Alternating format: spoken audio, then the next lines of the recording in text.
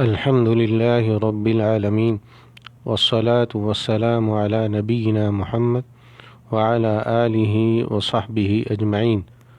شفاعت کا معنی ہوتا ہے سفارش اور دعا کی درخواست کرنا۔ ہر قسم کی شفاعت اللہ تعالیٰ کی ملکیت ہے۔ اللہ تعالیٰ ہی شفاعت کا دار آخرت میں اللہ تعالیٰ کے سوا کوئی کسی کا مددگار یا سفارشی نہیں ہوگا۔ شفاعت اللہ عز و جل کی اجازت اور رضامندی ہی سے ہوگی، اور شفاعت بھی اہل توحید کے حق میں چند شروط کے ساتھ قبول ہوگی۔ نمبر 1، شفاعت کرنے والے کے لیے اللہ تعالیٰ کی طرف سے شفاعت کی اجازت ہو۔ نمبر 2، جس کے حق میں شفاعت کی جائے اسے اللہ کی رضا مندی حاصل ہو۔ اللہ تعالیٰ کا ارشاد ہے، قُل لِلَّهِ الشَّفَاعَةُ جَمِيعًا، اے نبی صلی اللہ علیہ وسلم آپ کہہ دیجئے کہ تمام سفارش کا مختار و مالک اللہ ہی ہے۔ سورہ الزمر آیت نمبر 44۔ یعنی اللہ کی اجازت کے بغیر کوئی سفارش نہیں کر سکے گا۔ اللہ تعالیٰ کا ارشاد ہے، من ذا الذی یشفع عندہ الا باذنہ، کون ہے جو اس کی اجازت کے بغیر اس کے سامنے شفاعت کر سکے۔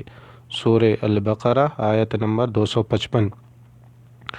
دنیا میں فوت شدہ مخلوق کے ساتھ حصول شفاعت کی غرض سے تعلق قائم کرنا اور یہ اعتقاد رکھنا کہ اللہ کے یہاں انہیں اس قدر مقام و مرتبہ حاصل ہے کہ یہ از خود شفاعت کا اختیار رکھتے ہیں، یہ قطعاً درست نہیں ہے۔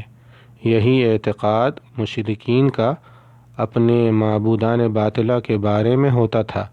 مشرکین کا یہ اعتقاد تھا کہ شفاعت کرنے والا بذات خود شفاعت کا مالک ہوتا ہے۔ قرآن نے اس بات کی نفی کی ہے۔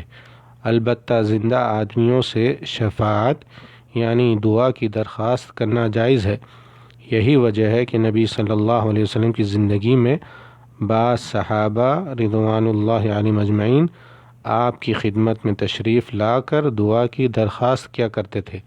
اللہ تعالیٰ کا ارشاد ہے، وَكَم مِّن مَّلَكٍ فِي السَّمَاوَاتِ لَا تُغْنِي شَفَاعَتُهُمْ شَيْئًا إِلَّا مِن بَعْدِ أَن يَأْذَنَ اللَّهُ لِمَن يَشَاءُ وَيَرْضَىٰ، اور بہت سے فرشتے آسمانوں میں ہیں جن کی سفارش کچھ بھی نفع نہیں دے سکتی مگر جب اللہ تعالیٰ اپنی چاہت اور خوشی سے جس کے لیے چاہے۔ آیت نمبر 26۔ قیامت کے دن نبی کریم صلی اللہ علیہ وسلم یقیناً شفاعت کریں گے، لیکن ہم اس شفاعت کے حصول کی درخواست صرف اللہ وحدہ سے کریں اور یوں دعا کریں، یا اللہ ہمیں اپنے نبی صلی اللہ علیہ وسلم کی شفاعت نصیب فرما۔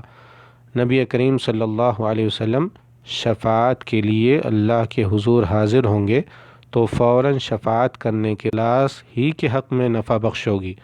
ابو ہریرہ رضی اللہ عنہ نے نبی کریم صلی اللہ علیہ وسلم سے پوچھا، سب سے زیادہ خوش نصیب کون ہے جو آپ کی سفارش کا حقدار ہوگا؟ تو آپ صلی اللہ علیہ وسلم نے فرمایا، من قال لا الہ الا اللہ خالصا من قلبہ، جس نے خلوص دل سے لا الہ الا اللہ کا اقرار کیا ہو۔ والسلام علیکم ورحمۃ اللہ وبرکاتہ۔